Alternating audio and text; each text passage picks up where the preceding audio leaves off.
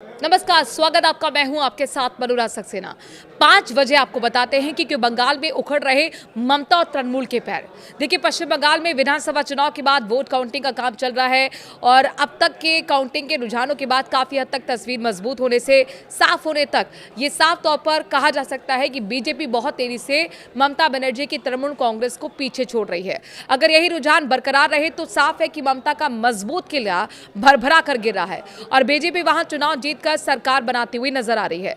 आखिर क्या वजह रही कि ममता और उनकी पार्टी का यह हाल हो रहा है? आइए आपको इन्हीं 5 वजहों की तरफ इशारा करते हैं और आपको बताते हैं। लोकप्रिय रही ममता बनर्जी को मौजूदा विधानसभा चुनाव में झटका लगता हुआ पश्चिम बंगाल में दिख रहा है।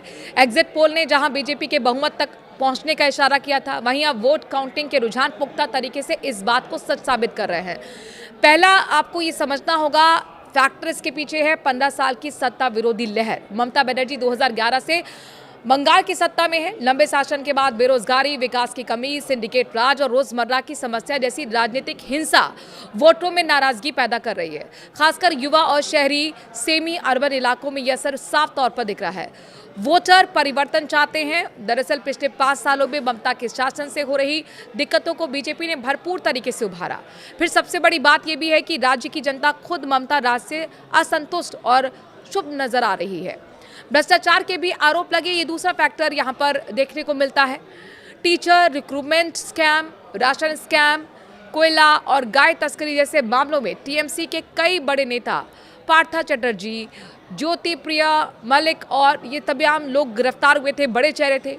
ईडी और सीबीआई की छापेमारी ने पार्टी की छवि को खराब किया। ये गवर्नेंस फेलियर का प्रतीक बन गया था। वहीं तीसरा फैक्टर आप देखिए, वोटर लिस्ट रिवीजन यानी एसआईआर और वोटर डिलीशन का विवाद। स्पेशल इंटेंसिव रिवीजन यानी कि एसआईआर में करीब 63 लाख वोटर हटाए गए हैं और 27 लाख नए वोटर जोड़े गए हैं। मुस्लिम बहुल इलाके जैसे कि मुर्शिदाबाद, मालदा में ज़्यादा असर पड़ा है, जो टीएमसी का कोर वोट बैंक है। ममता इसे बीजेपी और ईपी की साजिश बताती हैं, जबकि बीजेपी से फर्जी वोटर साफ करने का काम। इससे टीएमसी के वोट बैंक पर सीधा असर पड़ा है। वहीं चौथा फैक्टर आप देखिए, महिलाओं और अल्पसंख्यकों पर दबाव। टीएमसी के 2 मुख्य स्तंभ हैं, महिलाएं और मुस्लिम वोट कमजोर हो चुके थे। संदेश खाली और आरजी कार मामले और महिलाओं की सुरक्षा पर सवाल, अल्पसंख्यक तुष्टीकरण के आरोप ने कुछ वोटर्स को दूर कर दिया। बीजेपी ने वैसे खुद को ज्यादा बेहतर तरीके से महिलाओं और हिंदू वोटर्स को अपनी ओर करने में सफलता हासिल की। वहीं पांचवा और आखिरी अगर फैक्टर में आपको गिनाएं तो बीजेपी की आक्रामक रणनीति भी है। बीजेपी ने साल 2021 में यहाँ पर 77 सीटें हासिल की थी। उसने डबल इंजन और इंडस्ट्रियलाइजेशन का वादा किया। तृणमूल की आंतरिक गुटबाजी, स्थानीय नेताओं पर नाराजगी और विपक्ष की मजबूत चुनौती खासकर नॉर्थ बंगाल में स्थिति मुश्किल करती हुई ममता बनर्जी के लिए नजर आई है। आपको क्या लगता है, कौन से वो फैक्टर्स हैं जिसकी वजह से ममता बनर्जी पीछे रह गई हैं और एक पहली बार ऐसा हो रहा है राजनीतिक इतिहास में पश्चिम बंगाल में बीजेपी की सरकार बन रही है? ये सिर्फ बीजेपी पश्चिम बंगाल से एक बड़ा संदेश यहाँ पर देने की कोशिश है राष्ट्रीय राजनीति की तरफ भी।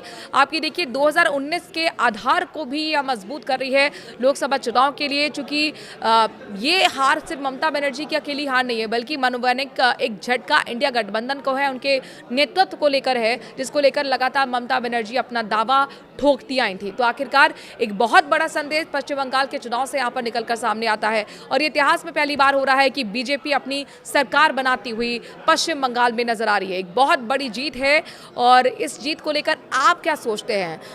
बीजेपी के कौन से वो फैक्टर्स रहे जिसकी वजह से इतनी बड़ी जीत की तरफ बीजेपी आगे बढ़ती हुई दिख रही है? कमेंट के जरिए अपनी राय जरूर रखिए। नमस्कार।